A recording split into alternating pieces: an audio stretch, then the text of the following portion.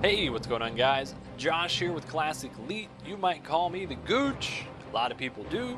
And what we're doing today is we're going to play some Elder Scrolls Online. Yes, the game is finally released. We've been anticipating this title for a very long time, coming from ZeniMax with Bethesda's blessing. And here we are. This is post-launch. The game released yesterday, and I'm diving right in. We're going to well, I made a character, but I'm going to show you some character creation stuff. We're going to go through the basic beginning tutorial and maybe show you a few menus and other things just to give you an idea of what the game is and what to expect.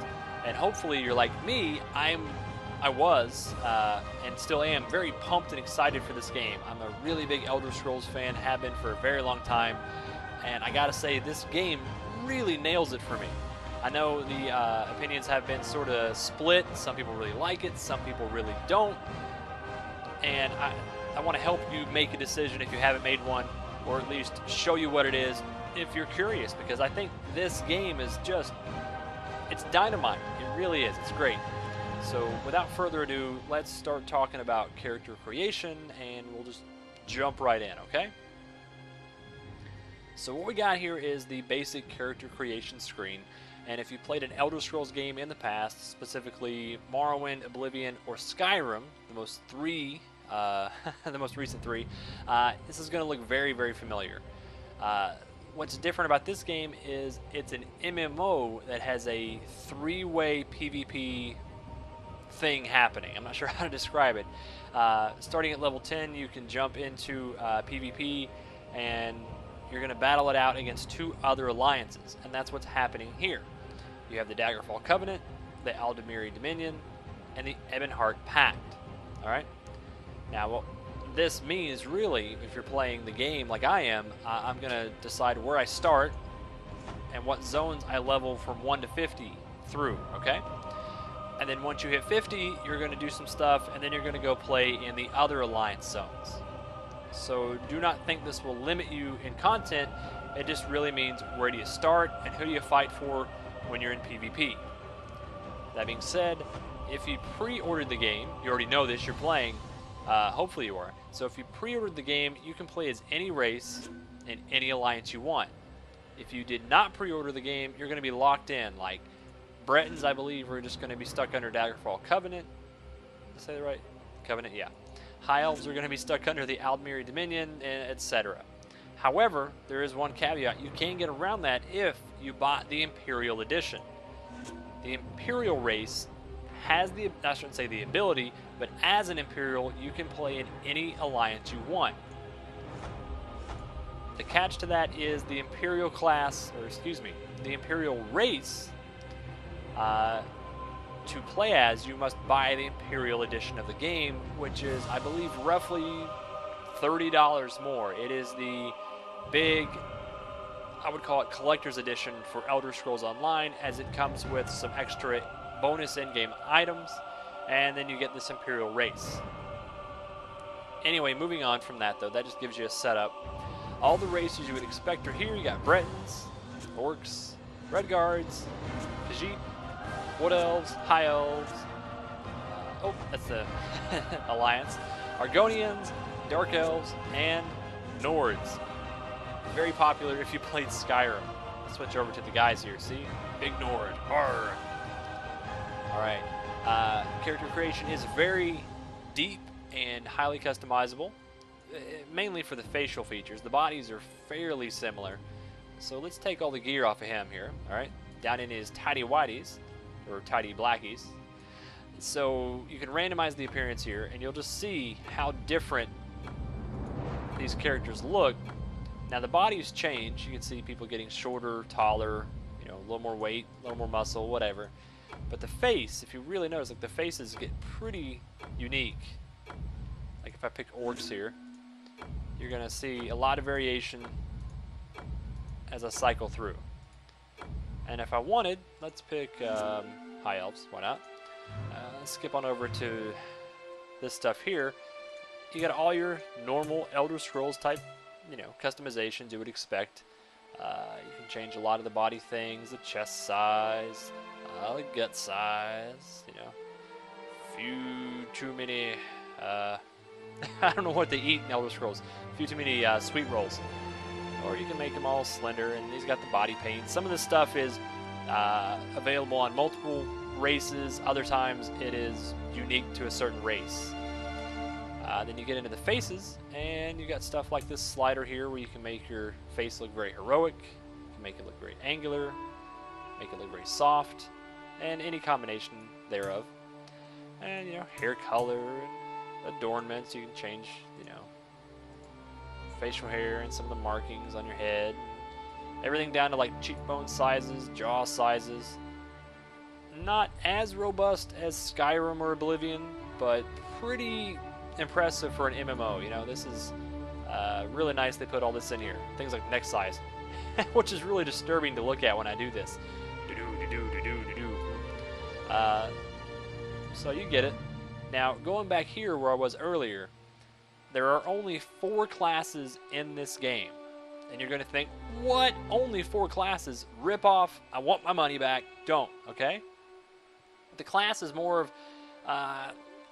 it doesn't really affect you a ton. What the class is going to do, and you're going to see... Actually, I should put some gear on him here. You're going to see, it's going to look like you've got your heavy armor guy here, Dragon Knight, Magic Cast and Sorcerer, your sneaky Nightblade, and your Templar, Holy Paladin type guy. And they are that stereotype exists because these characters have unique skill lines and abilities that fit that archetype. Like the Dragon Knight has stuff unique to tanking, but also some magic stuff in there because, you know, dragons, fire, these guys have some fire attacks and abilities. Sorcerer obviously has some spells and things they can cast. Nightblade has some sneaky assassin stealth stuff going on. And the Templar, like I said a minute ago, has paladin type, you know, holy light, although I think they're saying drawing from the power of the sun here, right? Traveling Knights call upon powers of light and burning sun to deal massive damage to their enemies while restoring health, magicka, and stamina to their allies. So that's more of a general guideline. Like, you can play that way according to these descriptions, but that being said, you can take this Dragon Knight and throw on a bunch of cloth and a staff and start casting fireballs. You can give him a bow and arrow. You can give a two-handed weapon. You have a lot of freedom in how you play your character, very much like what you would expect in an Elder Scrolls title. So don't feel shoehorned in by picking a class. Pick whatever sounds cool and just go with it, because you're going to be changing this up and have tons of options head your way as you level up. That being said, let's get back here and I'll show you my character, Aldair Grimthorn. This is my High Elf Nightblade. It's actually the second character I've made since the game went live. I made one character. They look very similar to this. Even had the same first name. My character did not have a last name, which bummed me out. I realized after the fact I wanted a last name, so I deleted that character who was like level 6 or so, and I'm starting over, which is fortunate for you guys because we get to go through Cold Harbor together. The beginning tutorial zone, we're going to run through it kind of quickly, and you'll get to see some gameplay, and I'll show off a few more features of the game. Sound good? Alright, let's do it!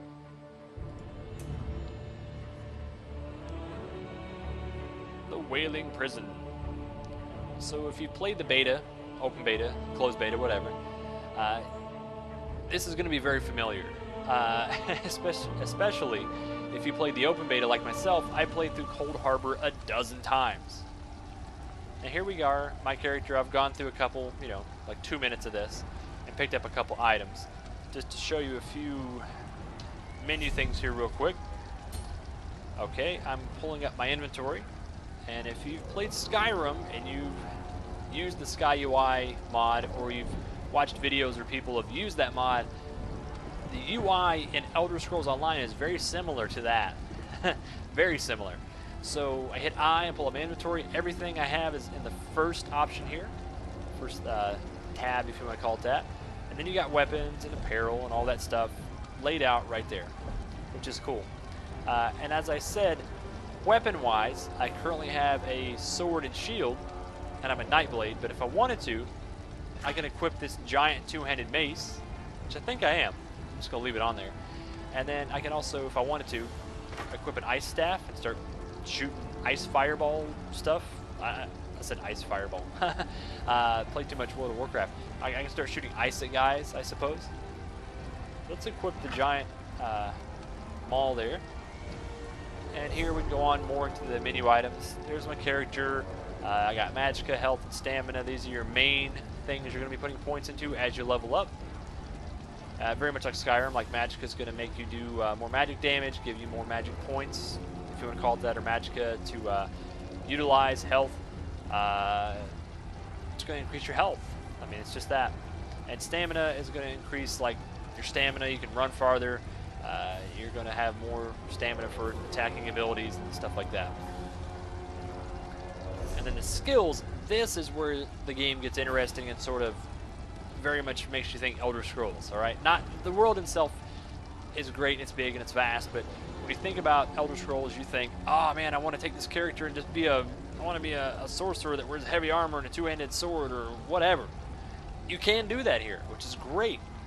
And starting off, I've got class skills. So each class, like I said, has unique skill lines. The Nightblade here, I have a siphoning skill line, a shadow skill line, and assassination. And the shadow one, as you can see here, abilities unique to Nightblades only, and I get invisibility. No one else is going to get this skill right here. They're not going to get Veiled Strike or Path of Darkness, but I can. And as I put abilities on my bar down here, I drag it down here, and I can use up to 6 abilities in combat. They will level up, and then I will unlock more stuff. And there are also passive abilities that go along with it, such as this Refreshing Shadows, increase stamina regeneration by 15% for 6 seconds when a shadow ability is activated. It's MMO stuff. I mean, if you played MMOs, you're going to read these descriptions and it's going to click and you're going to roll with it, okay? It's awesome. But it's still Elder Scrolls because look at all these options. Two-handed. I can equip, which I have here, a two-handed weapon and start leveling up my two-handed abilities. My skill will go up and I can put skill points in here and have all kinds of crazy abilities. But I could mix that. I could have two-handed abilities and then eventually hit level 15 and have a bow as a secondary weapon and have bow abilities. I could do both. I should say, and on top of that, I could have medium armor, I could wear light armor or heavy armor, or a combination of all three. I'm not sure if that's the best choice. I would say maybe pick 2, but yeah, I mean, I can really just diversify, and crafting is in here as well. And you can make stuff, you know, break things down, learn augments and how to make items, and just really be useful. Really dive in there and help out other people and help yourself out. It's great. And one thing I really like about the game, and what I've seen so far and heard, is that crafting is a very big part of this game. The best items in the game are crafted, which really is great. I don't want to have to fight the same monster over and over and over again for the best item. I want to say, hey, I've got all these parts and things I found in the dungeon. Somebody make me something. And then poof, I have the bastard sword of epic awesomeness and head cleaving. So moving on from there, you know, MMO stuff here, your journal, your contacts. I don't have any friends here. Guilds, Alliance War. I don't think I can see what's going on here until I hit level 10. But as I said before, in the character creation stuff, there are 3 alliances and they're going at it. And I guess this would be the score. If I was in a PvP zone, I could see who's winning and who's losing. All that out of the way, let's start playing. I am in the third-person perspective here. I can zoom all the way in and play first person. I don't really prefer it. Oh, let me put that away. I forgot how to put my weapon away. There we go. I think third person is the way to go, just for the fact that you have a lot more screen that you can see. Oh. Okay, I'm gonna hit this guy. Oh, you see that red area on the ground there? You want to stay away from that.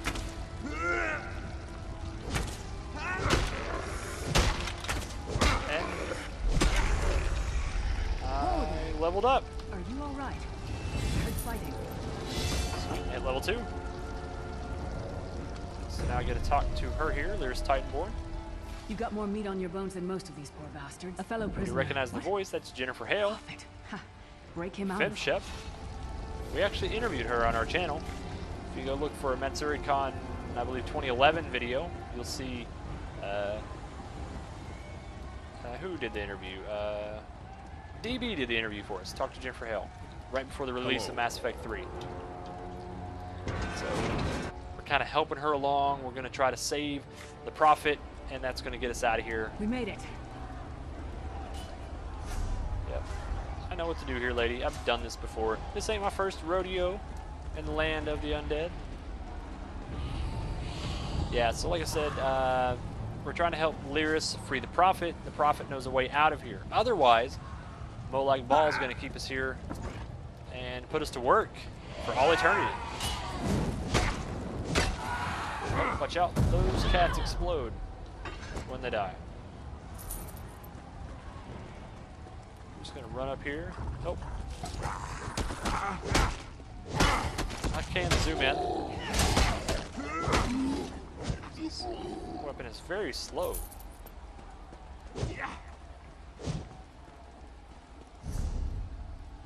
I think I actually might prefer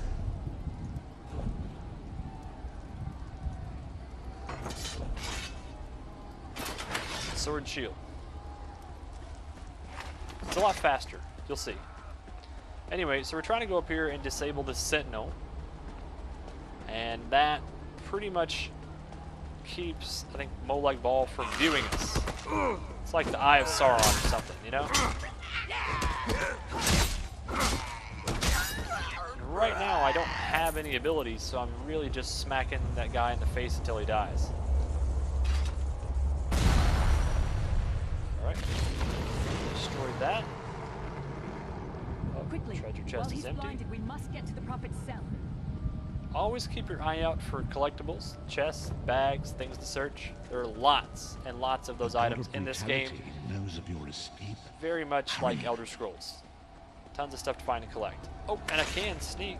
I don't think it will work. I can try to sneak up on this guy and hit him real hard.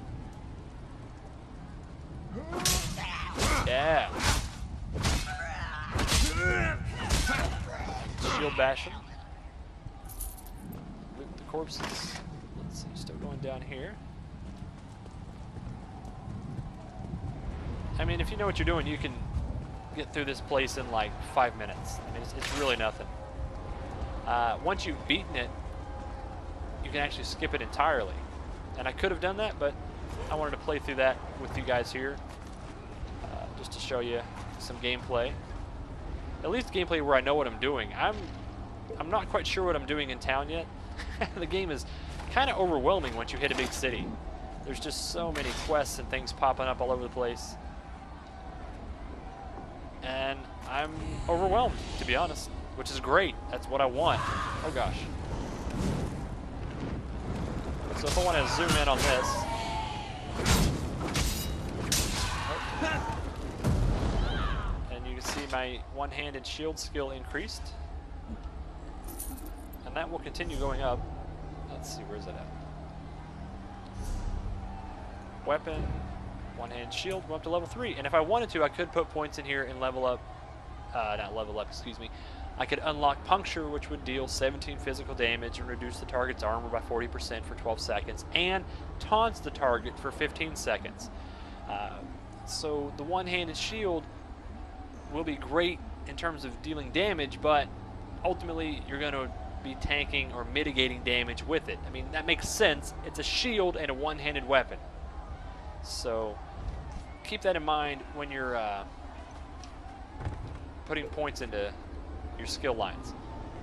But don't be afraid to experiment, because you can reset it later in the game, and you will be resetting those quite a bit. Oh, let's get out of here. I do not want to fight you again. That would be annoying.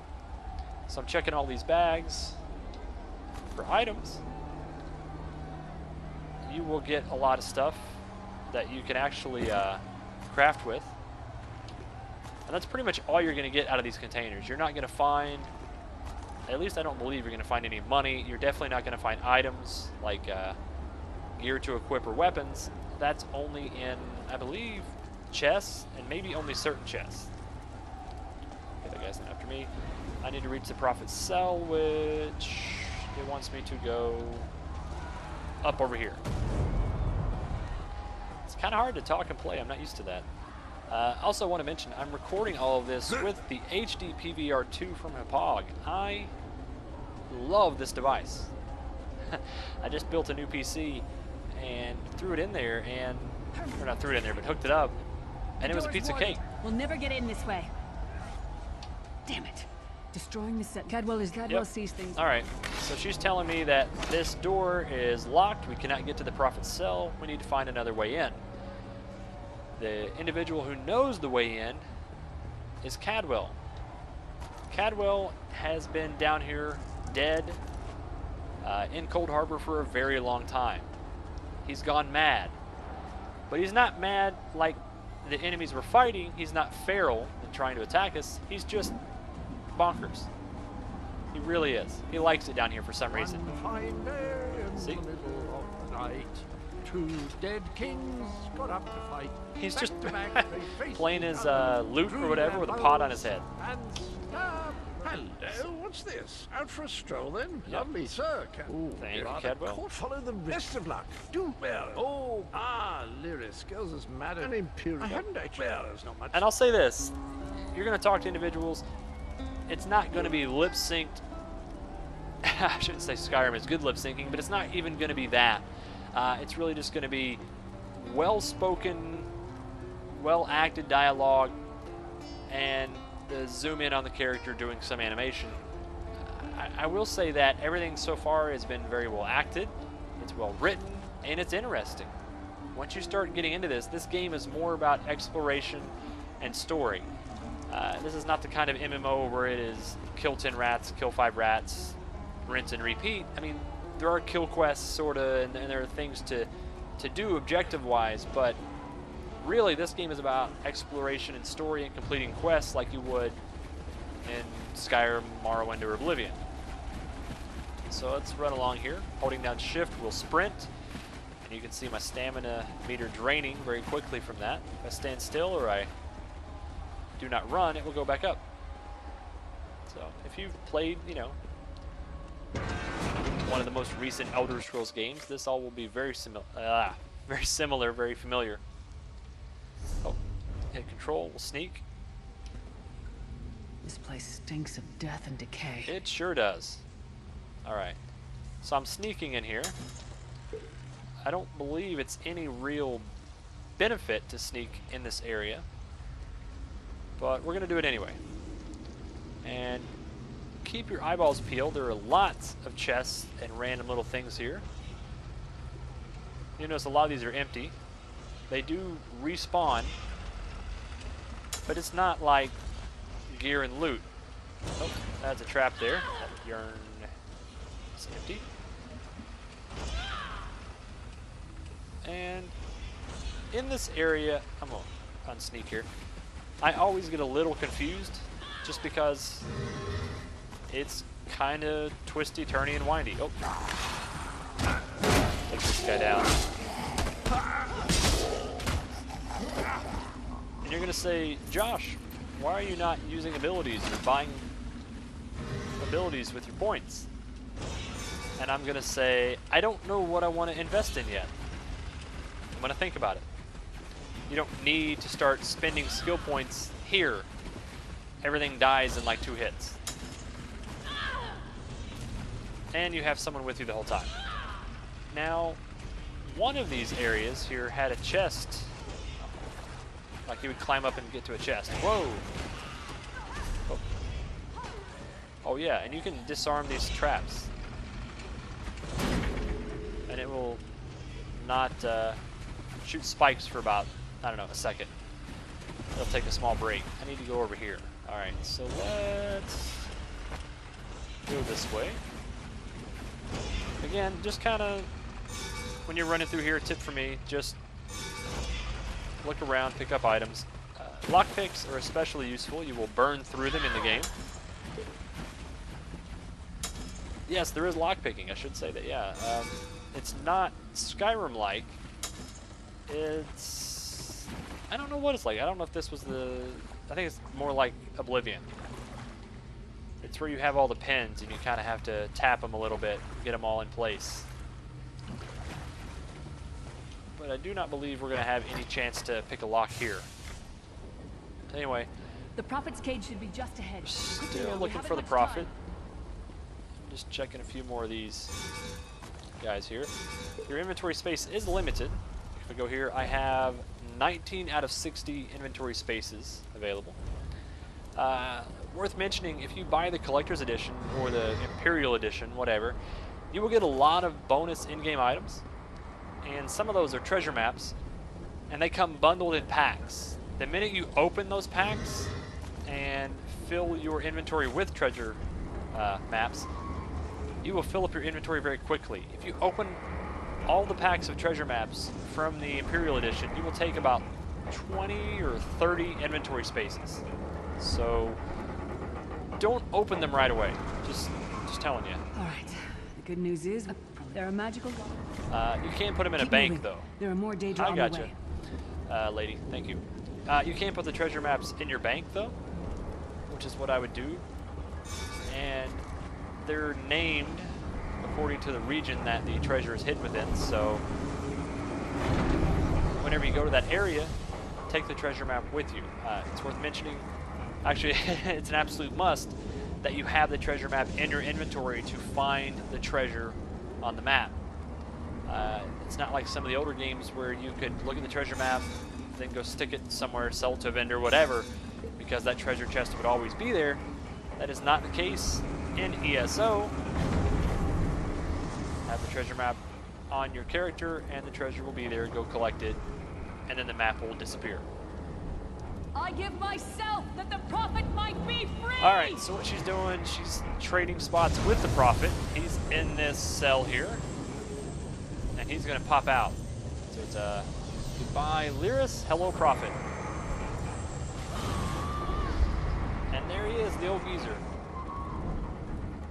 Thank the divines you are swisher. That is what the anchors are. So he's telling you that you got to go find this anchor, and you're going to use the anchor that is sort of this thing that bridges the two realms, yada yada. You're going to ride the anchor out of here. The Prophet is an old dude. He does not remember his name, and he cannot see. I am leading him to the anchor.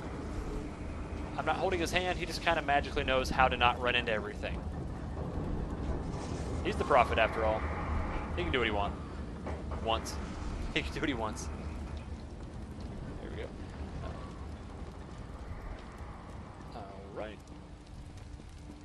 So you're sitting at about 20 some minutes, 25, 26 minutes, I guess. We'll be wrapping up here pretty quickly. That's empty. Just like Skyrim, I'm just running up. What's in there? Thank you, take it. What's in there? Thank you. I'll take that. Oh gosh, alright. Skeletons here. I'll fight them in first person. Give you guys some more first person combat. Now, he is healing me, the Prophet is. Oh gosh, there with the flames. That first person mode works. I just have a hard time keeping track of everything. You see the guys winding up, they turn red, and they appear that they're doing a big attack. They are. So make sure to bash them with the shield or get out of the way. Alright. That is, I guess, Olag Ball. And he just summoned up this Child of Bones, which is just wicked looking. I mean, it just jumped right off a Megadeth album or something, you know? It's just that, it's that cover art monster that's on every heavy metal album. So he's going to take a few more hits. And I can hold down the mouse button, wind up for a bigger attack. I can block with the right mouse button. I should have told you that earlier. That's what I'm doing. And bash and attack.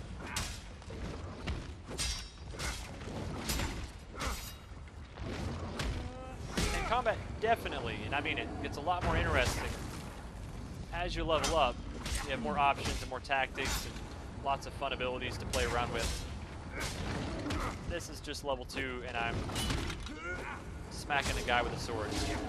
Oh, and I should have done this earlier. Let's wait till he does another big attack. Dodge. And that will take stamina. A lot of stamina, actually. So keep that in mind. If you're using up all your stamina with abilities, you're not going to have any stamina to roll out of the way. And if you're rolling out of the way a whole lot, you're not going to have stamina for your abilities. Alright. Oh, Iron Greatsword. Requirement level 3. Otherwise, I'd be using that bad boy. And some gold. Alright, so we've done our deed here. Oh, check that. Oh, talk to the prophet. That's my objective here. The Dark Anchor's portal sharded it. So now it says to, wants me to collect the Sky Shard. Fall upon us now and anoint us with your blessing. Sky Shards are going to be gathered, or you're going to be gathering Sky Shards throughout the game. Like this one. Every time you gather 3 Sky Shards, you get a skill point. So it's really in your best interest to go look for those things. Because you'll see I have 1 of 3. 2 more and I get a skill point. They cry out for mercy. Your journal, I believe, Hear my voice, Akatosh. maybe it's in the achievements. Your There are hints to where Sky Shards are somewhere in Let the way here. be opened. Let these wandering souls return home. Let the will Right. of Molag Bal be He's denied. rambling on. I'm going to look in a few more... Hurry! We must go now! Hurry, there's stuff to take, dude. You're going to leave all these treasure chests unpilfered. That is not how we roll. And you just wonder, why are there all these treasure chests just lying around the floor? I mean, they're really messy, slob-like individuals here in Cold Harbor. Just leaving their crap everywhere. I'll check a few more. Just because I have to. I'm telling you, these lockpicks will come in handy. So, be glad you're getting them. And then these, crafting materials are nice too. One thing worth mentioning, crafting recipes you do not buy, you just find them. Like I'll be running around town and I'll check a shelf and it will have a recipe for an item. I right click it, I'll learn it. I think that's pretty rad. Feeds into the whole exploration thing. So I'll go here, I escape to Tamriel through the Dark Anchor. Get a loading screen, and then it always has tips there. To dodge, double tap a movement key.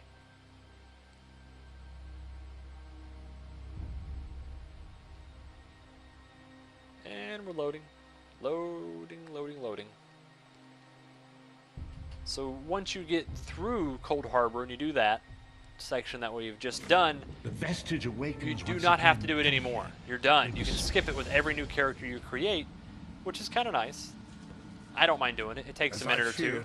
We arrive. And you gain a level or so. I cannot foresee that. Not So yet. I completed my quest. But we will meet again. Just like an There is MMO, I still get an much item we need to and a skill accomplish. point. And this is a rusty urn, clearly originated in Cold Harbor. It has been tightly sealed. Your name is burned into the side. It's a container, so when I hit level 3, Be wary, best. You must find your own I will open it up. Indeed, we do not. Indeed, you would. All right. Indeed. I sense. I want to hit up all Be the wary, conversation best. paths You must here. find your I own guess I did. path. We do not All right. face these. So, and I can check this cabinet for adamantite. And I gain a skill point. And I have been set loose into the world of Tamriel. So once you get through Cold Harbor, you talk to the prophet. He's like, go help some people. Stuff, thanks, see you later. We'll go help Lyris. I know she sacrificed herself for me. Oh yeah, by the way, my body's somewhere else, so I'm talking to you through this Star Wars telepathy hologram ability. And you're like, yeah, sure, okay, got it, thanks. I'm gonna go open some treasure chests. That's where you go. So here I am. I believe I'm in the Daggerfall Covenant. I forgot which one I picked when I made my character. And you can run around speaking to NPCs, checking treasure chests, and just having a good old time exploring the world and playing it like an Elder Scrolls game. There just happens to be other people running around doing the exact same thing at the same time. And that's it. That's the tutorial. We went through it and we're done. I'm going to wrap this video up here. Hopefully, I'll check back in with you guys in about a week or so, and I'll give you a status update. We'll show off some more mechanics of the game, maybe go through a dungeon and run around the open world, and I'll give you an update on my character and tell you what's happening, give you some more impressions of the game, if I'm liking it, what I'm not liking, etc. I want to thank you guys for watching. Again, my name is Josh. This is the Classic Elite YouTube channel. Also check out our Facebook. We're on Twitter.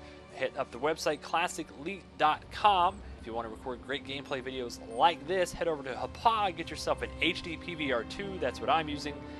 Anyway, guys, thanks again. Have a good one. Safe adventuring.